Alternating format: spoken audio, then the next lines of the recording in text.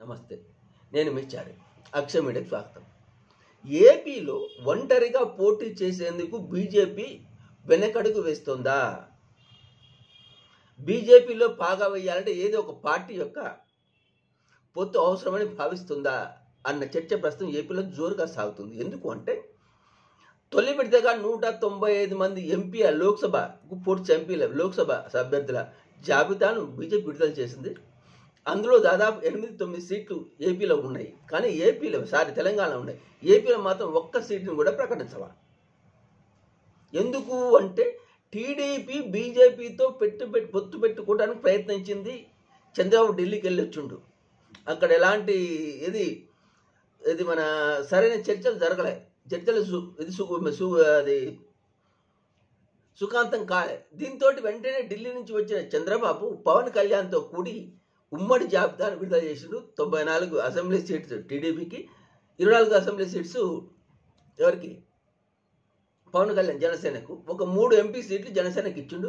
మిగతా వాటి తను తీసుకున్నాడు. అయితే మిగిలిన సీట్లు ఎందుకు ప్రకటించలేదు పొత్తులు అంటే ఈయన బీజేపీతో పొత్తుకు సిద్ధపడుతున్నాడు కాబట్టి వెనక ముందు ఆలోచించే ప్రయత్నంలో భాగంగా ఆపేస్తుంటారని ప్రస్తుతం చర్చ జరుగుతోంది. అదేవిధంగా ఇదే నేపథ్యంలో బీజేపీ ప్రకటించిన 195 లోక్సభ స్థానాల్లో ఏపీ లేకపోవటం కూడా, అంటే చంద్రబాబుతో పొత్తుకు బీజేపీ కూడా సానుకూలంగానే ఉంది, ఆలోచన చేస్తుందేమో, ఒంటరిగా పోటీ చేస్తే మనకు ఒక సీటు కూడా దక్కదేమన్న భయంతో ఉందేమో. ఇంతకాలం పవన్ కళ్యాణ్ మనోడు ఎన్డీఏలో ఉండు అనుకుంది బీజేపీ. కానీ ఏమైంది? పవన్ కళ్యాణ్ నిర్దాక్షిణ్యంగా చంద్రబాబుతో కలిసి మరి ఉమ్మడి జాబితా రిలీజ్ చేసిండు. దీంతో ఏమైంది? ఎన్డీఏలో ఉన్నా కూడా బీజేపీ మాట అయిన స్థితి లేడు అని అర్థమైంది. అంటే పవన్ కళ్యాణ్ చంద్రబాబు చేతిలో ఉన్నాడు.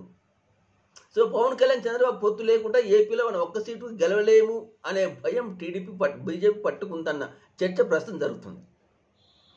ఎందుకంటే వీళ్ళు ప్రకటించకపోవటం ఏపీ బీజేపీ నాయకులు పురంధరేశ్వరితో సహా పొత్తుల విషయం అధిష్టానం తేల్చుకుంటుంది. వీళ్ళు మాత్రం చెప్పటం లేదు. సో మొత్తానికి వచ్చే లోక్సభ అసెంబ్లీ ఎన్నికల్లో ఏపీలో బీజేపీ టీడీపీ పొత్తు పెట్టుకునే ఛాన్స్ ఉందా అంటే ఈ ఇద్దరి, ఇటు చంద్రబాబు ఇటు బీజేపీ అధిష్టానం యొక్క తీరు చూస్తే ఉంటుందేమో అన్న అనుమానాలు కలుగుతున్నాయి. ఈ అనుమానాల వెనుక బీజేపీ ఒంటరిగా పోటీ చేస్తే ఏపీలో ఒక సీటు కూడా రాదనే భయం పట్టుకుంది అన్న చర్చ జోరుగా సాగుతుంది.